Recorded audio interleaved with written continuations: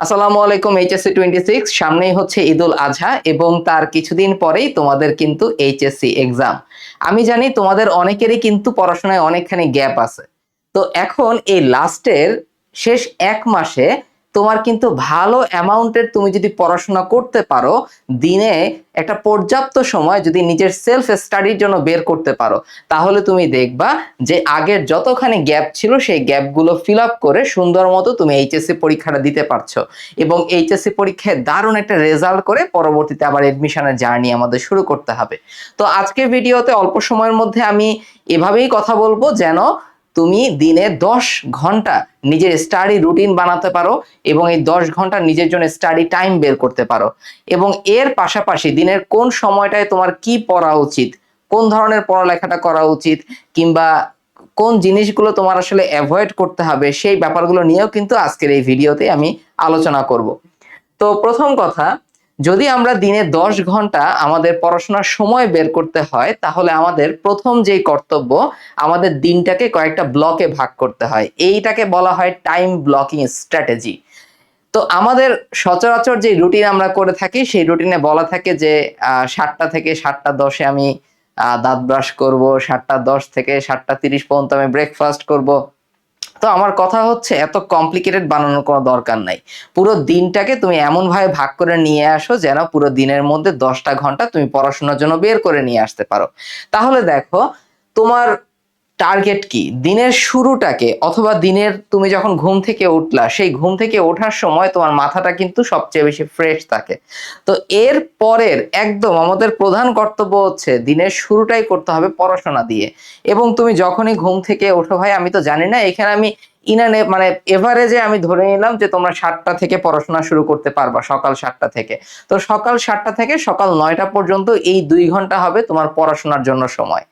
তো এই সময়টাকে কেন আমাদের কাজে লাগাতে হবে? কারণ যেটা বললাম, দিনের শুরু, তুমি একটা মানে ঘুম থেকে উঠছো, তার মানে তোমার ব্রেইনটাও ফ্রেশ আছে, এখন মাইন্ডও ফ্রেশ আছে। তো এই অবস্থায় আমাদের পড়াশোনার মেজর যে টাস্কটা, এই টাস্কটা কিন্তু আমাদের করে ফেলতে হবে। এই জন্য দিনের শুরুটা ৭টা থেকে ৯টা পর্যন্ত তুমি পড়াশোনা করবা। তো এই ৯টার পরে তুমি তোমার প্রপার একটা ব্রেকফাস্ট করতে পারো, তুমি সকালে নাস্তা করে নিলা, কিংবা অনেকের হচ্ছে এই ২ ঘন্টা পড়াশোনার পরেই শরীর ছেড়ে দিবে, আর ভালো লাগবে না পড়াশোনা করতে। পড়াশোনা করতে কারোরই ভালো লাগে না আসলে, বুঝছো? তো তখন কি করতে হয়? তখন নিজের মাইন্ডটাকে ফ্রেশ করার জন্য বা বডি ফ্রেশ করার জন্য একটা ভালো টেকনিক হচ্ছে তুমি গোসল করতে পারো, শাওয়ার নিতে পারো। এবং তাহলে কি হবে, এখন তো এমনিতেই গরমের সিজন, তো দেখা যায় অনেকেরই ২ থেকে ৩ বার গোসল করতেই হয়। কিছু করার নাই, করলে একটু আরাম লাগে। পরে আবার তুমি ফ্যান ছাড়া দাঁড়াবা অথবা একটু বাইরে গেলা, ঘেমে ঘুমে একদম একাকার অবস্থা। তো যাই হোক, ফ্রেশ হওয়ার একটা খুব ভালো একটা নিনজা টেকনিক বলা যায়, সেটা হচ্ছে গোসল করা বা শাওয়ার নেওয়া। তাহলে ৯টা থেকে ১০টা এর মধ্যে তুমি ধরো একটু শাওয়ার নিয়ে নিলা, ব্রেকফাস্ট করে নিলা এবং তারপরে আমাদের দিনের সবচেয়ে গুরুত্বপূর্ণ সময় আমি এটাকে বলবো, সেটা হচ্ছে সকাল ১০টা থেকে দুপুর ১টা পর্যন্ত। আমি এটাকে কেন গুরুত্বপূর্ণ বলতেছি জানো? তোমার পরীক্ষা কখন হবে? তোমার পরীক্ষার সময়টা কিন্তু হবে সকাল ১০টা থেকে দুপুর ১টা পর্যন্ত। এখন তোমার রুটিন যদি এইরকম হয় যে তুমি দুপুর ১২টার সময় ঘুম থেকে ওঠো অথবা তুমি ১২টার সময় মোবাইলে স্ক্রলিং করতেছো, তোমার পরীক্ষার ওই টাইমটা তোমার অভ্যাসে থাকবে না। তো ১০টা থেকে ১টা পর্যন্ত আমাদের ব্রেইনটাকে অ্যাক্টিভ রাখতে হবে যেন পরীক্ষার সময় আমার ব্রেইনটা অ্যাক্টিভ থাকে, যেন আমি খুব ইজিলি ক্যাচ করতে পারি জিনিসগুলা এবং পরীক্ষার সময় খুব ইজিলি মাইন্ডটাকে কনসেন্ট্রেট করতে পারি। এই জন্য সকাল ১০টা থেকে দুপুর ১টা পর্যন্ত আমাদের খুবই সিরিয়াস ভাবে পড়াশোনা করতে হবে এবং খুব অ্যাক্টিভ থাকতে হবে এই সময়টায়। তো এখন এই যে সকাল ৭টা থেকে ৯টা পর্যন্ত তুমি ২ ঘন্টা পড়লা, সকাল ১০টা থেকে তুমি দুপুর ১টা পর্যন্ত তুমি ৩ ঘন্টা পড়লা, এই সময় তুমি কি পড়াশোনা করতে পারো? তুমি এই সময় হচ্ছে মেইন বই ভিত্তিক পড়াশোনা করবা। অথবা তুমি এই সময় হচ্ছে তোমার নিজের উইকনেস অনুযায়ী, তোমার নিজের হচ্ছে স্টাডি প্ল্যান অনুযায়ী তুমি প্রশ্ন সলভ করতে পারো। বাট আমার একটা সাজেশন থাকবে যে তোমরা এই সময়টায় মেইন বই ভিত্তিক প্রিপারেশন নাও। ২ নাম্বার, তুমি এই সময়টায় হচ্ছে রিভিশন দিবা। ঠিক আছে? এবং ৩ নাম্বারটা কি? ৩ নাম্বারটা এই সময় তোমার যদি খুব কঠিন কোনো বিষয় থাকে, কঠিন বিষয়, কঠিন একটা সাবজেক্টের ধরো কঠিন একটা টপিক, সেই টপিকগুলো তুমি এই সময়টায় পড়তে পারো। এবং এটা পড়ার সবচেয়ে বেস্ট সময় কিন্তু আমাদের এই সকাল ৭টা থেকে সকাল 9টা পর্যন্ত, কারণ এই সময়টা তোমার মাইন্ডটা একদম ফ্রেশ থাকবে। সো সকাল 7টা থেকে 9টা এবং সকাল 10টা থেকে একটা, এই 5 ঘন্টার আমরা স্টাডি ব্লক কিন্তু অলরেডি বের করে ফেলছি। তুমি অনেকের চাইতে অনেকখানি আগায়া, বুঝছো? মানুষজন দিনের মধ্যে এখন 5 ঘন্টা কি 4 ঘন্টাও দেখবা এখন অনেকে পড়াশোনা করতেছে না, তাদেরই এই প্লাসটা মিস যাবে। কিন্তু তুমি সিরিয়াস ভাবে যেহেতু দিনের শুরুটা পড়াশোনা দিয়ে করছো এবং তুমি তোমার একটা স্টাডি টার্গেট রেখে রেখে আস্তে আস্তে এগিয়ে যাচ্ছ, ইনশাল্লাহ অনেক ভালো একটা রেজাল্ট হবে। নিজের উপর বিশ্বাসটা রাখো ভাই, হতাশ হবো না। হতাশ হয়ে পড়ে থাকার সময় এখন নাই। এখন প্রত্যেকটা মুহূর্তে পড়ার টেবিলে বসে থাকতে হবে আমাদের, তা না হলে আগের যে গ্যাপগুলো সেই গ্যাপগুলো ফিল আপ করে আমাদের পক্ষে কোনোভাবেই সম্ভব হবে না দারুণ একটা প্রিপারেশন নেওয়া। এবার আসো, তাহলে 5 ঘন্টা পড়াশোনার পরে তুমি একটু আসলে ব্রেক ডিজার্ভ করো। তুমি একটু রিল্যাক্স করতে পারো, তারপরে জোহরের নামাজ আছে, তারপরে খাওয়া দাওয়ার একটা ব্যাপার আছে, অনেকের দিনের বেলা একটু ঘুমাইতে হয়। তো এজন্য পরবর্তী তোমার স্টাডি ব্লক শুরু হবে কিন্তু বিকাল 4টা থেকে হচ্ছে তোমার সন্ধ্যা 7টা পর্যন্ত, ঠিক আছে? তো এখন তুমি এই যে তোমার মাইন্ড অথবা মাইন্ড ফ্রেশ করার জন্য এতগুলা কাজ করলা, তোমার ইচ্ছা করবে না বিকালে 4টার সময় পড়াশোনা করতে। তো আমার একটা টিপস থাকবে তোমাদের প্রতি, একটা উপদেশ থাকবে কি, যে এই বিকাল 4টার সময় তুমি 50 থেকে 100টা এমসিকিউ সলভ করো। আমাদের ব্রেইনটা যখন আমরা নিজেরাই এমসিকিউ সলভ করতে যাই তখন অনেক বেশি অ্যাক্টিভ থাকে, কারণ এমসিকিউ সলভ করার জন্য আমরা বিভিন্ন জায়গা থেকে যেসব জিনিস পড়ছি সেগুলোকে একসাথে প্রসেস করে আমাদের অ্যান্সারটা খুঁজে বের করতে হয়, রাইট? তো বিকাল 4টা থেকে তুমি ধরো হচ্ছে বিকাল 5টা পর্যন্ত একটু এমসিকিউ সলভ করতে পারো, তোমার ব্রেইনটা তখন একটু অ্যাক্টিভ হয়ে যাবে। এটা তোমার জন্য একটা ইভেন্ট হিসেবে কাজ করবে যে আমি 4টার সময় এমসিকিউ সলভ করব। যখন তুমি একটা টার্গেট সেট করবা, তুমি জানো যে তুমি এই সময়টায় এই কাজটা করবা, তখন কিন্তু তোমার সবচেয়ে বেশি প্রোডাক্টিভিটিটা তখন তুমি খুঁজে বের করতে পারবা। তো বিকাল 4টার সময় পড়তে ইচ্ছা করবে না, তাও নিজেকে পড়তে বসানোর একটা নিনজা টেকনিক হচ্ছে কিছু এমসিকিউ সলভ করা। ব্রেইনটা একটু অ্যাক্টিভ হয়ে গেল, 20 মিনিটের জন্য হোক, আধা ঘন্টার জন্য হোক, তুমি কিছু এমসিকিউ সলভ করো। এরপরে আমরা এই সময়টা কাজে লাগাবো হচ্ছে আমাদের ক্লাস করার জন্য। সেটা হতে পারে তুমি যে কোনো ওয়ান শট ক্লাস দেখতে পারো, তুমি যে ব্যাচে ভর্তি আছো সেই ব্যাচের কোনো একটা ক্লাস দেখতে পারো। মানে তোমার যদি কোনো একটা চ্যাপ্টারে দুর্বলতা থাকে তখন সেই রিলেটেড ক্লাসগুলো তুমি এই সময়টার মধ্যে দেখবা। ওকে, এই সময়টার মধ্যে দেখবা। কেন আমি এই সময়টার কথা বলতেছি? কারণ 1 নাম্বার, যখন বেশিরভাগ ক্ষেত্রে অনলাইন ক্লাসগুলো থাকে আসলে রাতে, আমাদের ক্ষেত্রে এই জিনিসটা প্রযোজ্য। কিন্তু এই পরীক্ষার আগের টাইমটায় আমরা রাতে ঘুমানোর আগে চেষ্টা করব যে কমপক্ষে 2 ঘন্টা যেন মোবাইল থেকে দূরে থাকা যায়, স্ক্রিনটা থেকে দূরে থাকা যায়। বুঝতে পারছো? না হলে দেখবা আমাদের স্লিপ সাইকেলটা আবার কিন্তু এলোমেলো হয়ে যাবে। তো আমাদের স্লিপ সাইকেল এলোমেলো করা চলবে না। তোমার টার্গেট থাকবে যে রাতে অন্ততপক্ষে 12টা 12:30টার মধ্যে তুমি ঘুমায় যাবা। যারা মুসলিম ধর্মাবলম্বী আছো তারা সকালবেলায় উঠে ফজরের নামাজটা পড়ে পড়াশোনাটা শুরু করবা। ঠিক আছে? তো 4টা থেকে 7টা পর্যন্ত আমি বলবো তোমরা রেকর্ডেড ক্লাস করার জন্য এই সময়টা ধরে রাখতে পারো। এবং ক্লাস করার ক্ষেত্রে আমি এখন সব সময় বলবো তোমরা এখন রেগুলার স্পিডে ক্লাস করো না আসলে, বুঝছো? তোমরা এখন অবশ্যই 2x স্পিডে ক্লাসটা করার চেষ্টা করবা। তাহলে তোমাদের জন্য টাইম ইফেক্টিভলি তুমি বের করতে পারবা। নিজের জন্য, নিজের পড়ার জন্য টাইম বের করতে হবে আমাদের। এরপরে রাত 8টা থেকে রাত 11টা পর্যন্ত এই সময়টায় তুমি বিগত বছরের বোর্ডের সিকিউ প্রশ্ন, এমসিকিউ প্রশ্ন তুমি সলভ করতে পারো। এটা ভালো একটা সময় এই সিকিউ এমসিকিউ সলভ করার জন্য। অনুশীলনের এমসিকিউ গুলো সলভ করবা, বোর্ড এমসিকিউ গুলো সলভ করবা। ওকে, তারপর বোর্ড প্রশ্নের সিকিউ সলভ করবা। কোন একটা চ্যাপ্টারের বোর্ড সিকিউ শেষ হয়ে গেলে বিভিন্ন সরকারি কলেজের যে সিকিউ গুলো আছে সেটা তুমি সলভ করতে পারো, বাট এনশিওর করবা যেন বোর্ড সিকিউ গুলো অন্ততপক্ষে তুমি ভালো মতো সলভ করছো। তো এই হচ্ছে আমাদের মোটামুটি প্ল্যান। এখন এই জিনিসটাকে তুমি নিজের মতো করে সাজাতে পারো, বাট আমি বলবো যেভাবে আমি তোমাদের অ্যাডভাইস দিচ্ছি সেভাবে তোমরা যদি একটু পড়াশোনা করো তাহলে দেখবা এই 30 দিনের মধ্যে তুমি অনেকখানি আগায় যেতে। ভাই, নিজের উপর বিশ্বাস রাখতে বলছি আমি বারবার। ওকে, নিজের উপর বিশ্বাস রাখতে হবে, পারবা ইনশাল্লাহ। মনে হতে পারে কিচ্ছু হয় নাই, তুমি এভাবে পড়ে দেখো, 10টা দিন পরে তুমি নিজের মধ্যে কনফিডেন্সটা খুঁজে পাবা, নিজেকে তুমি তখন নতুন ভাবে আবিষ্কার করতে পারবা। ওকে, তো কোনো কিছু অসম্ভব না। তুমি যত পেছনেই থাকো, যত গ্যাপই থাকুক, একটাই টার্গেট, গ্যাপটা ফিল আপ করতে হবে। তোমার কোনো চয়েস নাই ভাই, তোমার পড়াশোনা করতে হবে, তোমার গ্যাপগুলো ফিল আপ করতে হবে, এইচএসসি তে দারুণ একটা রেজাল্ট করতে হবে। এখন একটাই টার্গেট। ওকে, এখন আরেকটা ব্যাপার আমি তোমাদের বলি, তোমাদের বাংলা পরীক্ষা কিংবা সৃজনশীল যে পরীক্ষা ওই সময় কিন্তু হাতটা চালু রাখতে হয়। তো এই যে তুমি পুরো দিনের মধ্যে আমি বলবো কমপক্ষে ভাই 15 মিনিট একটু বাংলা লেখার প্র্যাকটিস করো। সেটা হতে পারে তুমি একটা প্রশ্নের শুধুমাত্র গ প্রশ্নটার অ্যান্সারই লেখো না ভাই, ঘ প্রশ্নের অ্যান্সার লেখো। তো আমি বলবো 15টা মিনিট তুমি বাংলা লেখার প্র্যাকটিস করো, 15 মিনিট তুমি ইংলিশ লেখার প্র্যাকটিস করো।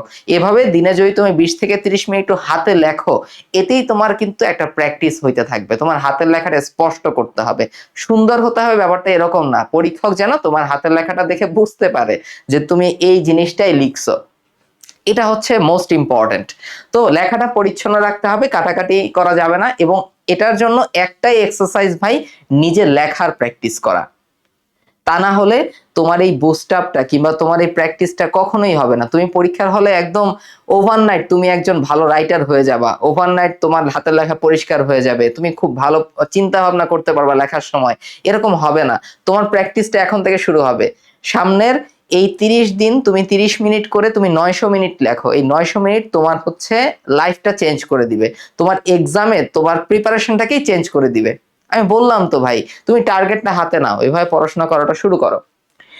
এখন আমাদের এই যে 10 ঘন্টার আমরা স্টাডি রুটিন, এটা যদি আমরা প্রপারলি ফলো করতে চাই তাহলে কিছু জিনিস আমাদের অ্যাভয়েড করা উচিত। দেখো, ব্রেকফাস্ট, লাঞ্চ কিংবা ডিনার অথবা স্ন্যাক্স টাইম, তো এই সময়ে তোমরা হেভি মিলটা একটু অ্যাভয়েড করবা। হেভি মিল মানে কি? মানে হচ্ছে ভালো অ্যামাউন্টের, অনেক বেশি অ্যামাউন্টের খাবার।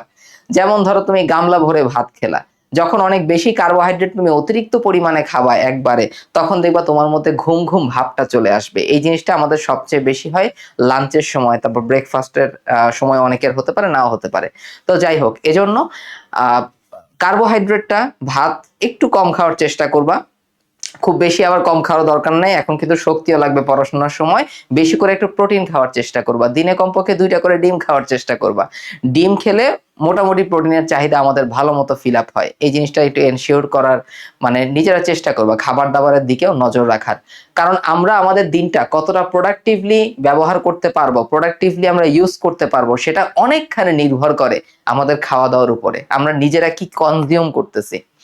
নেক্সট দেখো, ফোন স্ক্রলিং। তোমার এই 30 দিন তোমার আসলে অন্য মুডে চলে যেতে হবে, বুঝছো? তোমার লেভেলটাই হবে অন্যরকম। তুমি এতদিন নিজেকে যেভাবে চিনে আসছো, এখন তোমার এভাবে নিজেকে পরিচয় করাই দিলে হবে না। তুমি এই ফোন স্ক্রলিং এর জন্য দিনে 1 ঘন্টা বরাদ্দ রাখবা। দেখো, তোমার জন্য আমি কত ফাঁকা জায়গা রেখে দিছি ভাই, তুমি বলো তোমার জন্য রেস্ট আমি রাখি নাই? দেখো, 9 থেকে 10টার সময় একটা রেস্ট 1 ঘন্টার, 1টা থেকে 4টা পর্যন্ত একটা রেস্ট, আবার এদিকে হচ্ছে 7টা থেকে 8টা পর্যন্ত আবার 1 ঘন্টা রেস্ট। এত রেস্ট দিয়ে তুমি কি করবে ভাই? তো এই সময়ের মধ্যে তুমি আধা ঘন্টা করে 1 ঘন্টা ফোন স্ক্রলিং এর জন্য রাখবা। এর বেশি আর এক মুহূর্ত নষ্ট করা যাবে না। এখন আমি তোমাকে রাস্তা দেখাই দিচ্ছি, আমি তোমাকে অ্যাডভাইস দিচ্ছি, তোমার কাজ হচ্ছে এই জিনিসগুলো ফলো করা। তো যদি ফলো না করো, তুমি রেজাল্ট তুমি ভোগ করবা। এইচএসসি রেজাল্টটা যখন খারাপ হবে, আমাদের লাইফের একটা টার্নিং পয়েন্ট হচ্ছে এইচএসসি রেজাল্ট, বুঝতে পারছো? এটাকে একটু গুরুত্ব সহকারে বিবেচনা করো। মনে হতে পারে ভাই কি আর হবে, আমারও একটাই কথা যে কি আর হবে। আমার সাথে যেসব ফ্রেন্ড এইচএসসি তে খারাপ করছে, যারা সরকারি বা পাবলিক ভার্সিটি, মেডিকেলে যারা ইঞ্জিনিয়ারিং এ যারা চান্স পায় নাই, তারাও ভালো মতো নিজেদের জীবন গুছাই নিতে পারছে আলহামদুলিল্লাহ। মানে সৃষ্টিকর্তা আল্লাহ তাআলা সবকিছুই সবার জন্য হচ্ছে কিছু না কিছু ব্যবস্থা করে রাখেন। কিন্তু ভাই, এই এইচএসসি তে তুমি যদি একটা খারাপ রেজাল্ট করো, এটার ইফেক্টটা পড়ে আসলে এডমিশনের উপরে, বুঝছো? এবং তোমার বলা যায় সামনের 10-11 বছর পরে তোমার কি হবে, তুমি হয়তো খুব ভালো থাকবা, কিন্তু এই যে টাইমটা তোমার এইচএসসির পরের সময়টা, এডমিশনের টাইমটা, এডমিশনে তুমি যখন কোথাও চান্স পাবে না সেই টাইমটা, এই টাইমটা একদম তোমার কাছে মানে নরকের মতো মনে হবে। সবকিছু তখন তোমার প্রতিকূলে চলে যাবে। তো আমরা চাই আমাদের জীবনের প্রতিটা মুহূর্তই সুন্দর হোক, তাই না? তো আমরা জানি যে এইচএসসি রেজাল্টটা ভালো হলে আমরা ভালো থাকবো, জীবনটা সুন্দর হবে, লাইনটা ক্লিয়ার থাকবে। তারপরে আমার প্রিপারেশনটা ভালো হলে এডমিশনেও আমি ভালো একটা রেজাল্ট করতে পারবো ইনশাল্লাহ। তো আমি কেন এই রাস্তাটা ধরে হাঁটবো না? তো যাই হোক, এই জিনিসগুলো ফলো করো প্লিজ। এরপরে হচ্ছে বেড টাইমের কথা বলছে, ওইটা আসলে ওই একটা কথাই যে ঘুমাতে যাওয়ার কমপক্ষে 2 ঘন্টা আগে আমার সবগুলো স্ক্রিন যেন অফ হয়ে যায়। আমি এই মোবাইল, টিভি, ইন্টারনেট এই জিনিসগুলো একটু বন্ধ করে দিব ব্যবহার করা, তাহলে দেখবা খুব তাড়াতাড়ি ঘুমটা চলে আসছে, ভালো একটা ফ্রেশ ঘুম তুমি দিতে পারবা। এরপর একটা খুব ইম্পর্টেন্ট একটা কথা, ওভার স্যাটিসফ্যাকশন।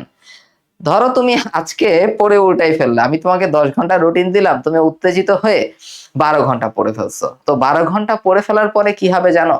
তোমার রাতের বেলা ঘুমাতে যাওয়ার সময় তোমার ব্রেইন তোমাকে বলবে অনেক কাজ করছো ভাই, সাবাস, এখন তোমার কি করা উচিত, চলো একটা মুভি দেখি, চলো এই কাজ করে সেই কাজ করি, ফেসবুকে দেখি কার বিয়ে হলো কার কি হলো। তো এগুলো দেখে দেখে দেখবা হচ্ছে তোমার রাতে 1টা 2টা 3টা বেজে গেছে, শেষ, তুমি কিন্তু ছিটকে যাবো প্রতিযোগিতা থেকে। আমাদের এই প্রতিযোগিতায় এই চ্যালেঞ্জে টিকে থাকার একটাই উপায়, সেটা হচ্ছে কনসিস্টেন্সি ধরে রাখা। তুমি শনিবারেও 10 ঘন্টা পড়বা, রবিবারেও 10 ঘন্টা পড়বা, সোমবারেও 10 ঘন্টা পড়বা, মঙ্গলবারেও এভাবে দিনের 7টা দিনই তোমার এই সেম রুটিনে আগাইতে হবে, তাহলে তুমি তোমার গ্যাপগুলো ফিল আপ করতে পারবা। এই জন্য কখনোই নিজেকে নিয়ে ওভার স্যাটিসফাইড হওয়া যাবে না, বুঝছো? তোমার লিমিট তুমি জানো না, তোমার লিমিটকে নিজের ক্রস করতে হবে, তো এই ওভার স্যাটিসফ্যাকশনটা কখনো নিজের মধ্যে আনবা না। একদম পরীক্ষা শেষ হওয়া পর্যন্ত সুন্দরভাবে একটা কনসিস্টেন্ট প্রিপারেশন আমাদের নিতে হবে। ওকে, এরপরে দেখি আমরা এটাকে বলেছে লং ন্যাপ।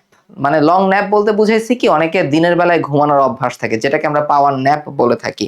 তো এই পাওয়ার ন্যাপটা তোমরা এই দুপুর 1টা থেকে বিকাল 4টা পর্যন্ত যে স্লটটা আমি তোমাদের জন্য রাখছি, এই সময়ের মধ্যে নিয়ে ফেলবে। আমার একটা অ্যাডভাইস থাকবে এখানে, আধা ঘন্টার বেশি ঘুমাবা না, তাহলে দেখবা হচ্ছে ঘুম ঘুম ভাবটা কাটতেছে না, এবং বিকালের টাইমটায় তোমার পড়াশোনাটা অথবা ক্লাস করাটা খুব বেশি ইফেক্টিভ হবে না তখন। ওকে, তো এই জন্য লং পাওয়ার ন্যাপটা অ্যাভয়েড করার চেষ্টা করবা। লাস্টে হচ্ছে setting no target or setting no goal. তুমি আজকের দিনে কোন কোন সাবজেক্ট পড়বা, কি কি টপিক পড়বা, কোন কোন চ্যাপ্টার পড়বা, সেটার কোনো টার্গেট তোমার যদি না থাকে, তাহলে তুমি খুব বেশি দিনে এই কনসিস্টেন্সি ধরে রাখতে পারবা না। কারণ তোমার যখন টার্গেট থাকবে, সেই টার্গেটটা যখন তুমি ফিল আপ করতে পারবা, তখন তোমার যেই স্যাটিসফ্যাকশন আসবে, যেই কনফিডেন্সটা আসবে, সেটাই তোমাকে বুস্ট আপ করবে, সেটা তোমাকে সামনের দিকে আগায় নিবে। তো তোমার লিমিটটা সেট করতে হবে আসলে। আর তোমার টার্গেট কি, তোমার গোলটা কি, আজকে তুমি কি পড়বা, কালকে তুমি কি পড়বা, এই জিনিসগুলো নিজের সুন্দর করে হচ্ছে একটা রুটিন সহকারে পড়তে হবে। এখন বলতে পারো ভাইয়া এটা আমরা কিভাবে বানাবো? এখন এটা বানানোর জন্য আমি তোমাদের একটা গোল সেট করে দিই। সামনের মোটামুটি বলবো 10 থেকে 15 দিনের মধ্যে তোমার যে চ্যাপ্টার গুলা মোটেও পড়া হয় নাই, কিন্তু যে চ্যাপ্টার গুলা সিকিউ এর জন্য খুবই ইম্পর্টেন্ট, 10 দিনের মধ্যে এই চ্যাপ্টার গুলো যদি বাকি থাকে বা তোমার কোনো উইকনেস থাকে, সেগুলো তুমি গ্যাপটা ফিল আপ করে ফেলো। এটা যদি করতে পারো, তোমার জন্য সামনের জার্নিটা অনেক ইজি হবে। আমি আপাতত এই গোলটাই তোমাদের জন্য সেট করে দিলাম, ঠিক আছে? যে 10 দিনের মধ্যে, 10 থেকে 15 দিন বলছি তো, সবচেয়ে ভালো হয় তুমি যত কম সময়ের মধ্যে এই গ্যাপটা ফিল আপ করতে পারবা, তাহলে তুমি ফুল সুইং এ রিভিশনে চলে যেতে পারবা।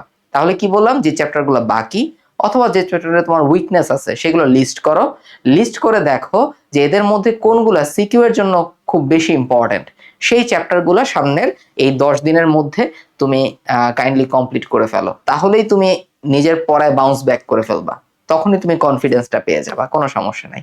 বায়োলজি নিয়ে যারা সমস্যায় আছো, রোড টু ডিএমসি ইউটিউব চ্যানেলে চলে যেতে পারো, সেখানে মেইন বই ভিত্তিক দেখবা প্রায় সব চ্যাপ্টারেরই ক্লাস দেওয়া আছে, তুমি এটা খুঁজলেই তুমি দেখতে পাবা।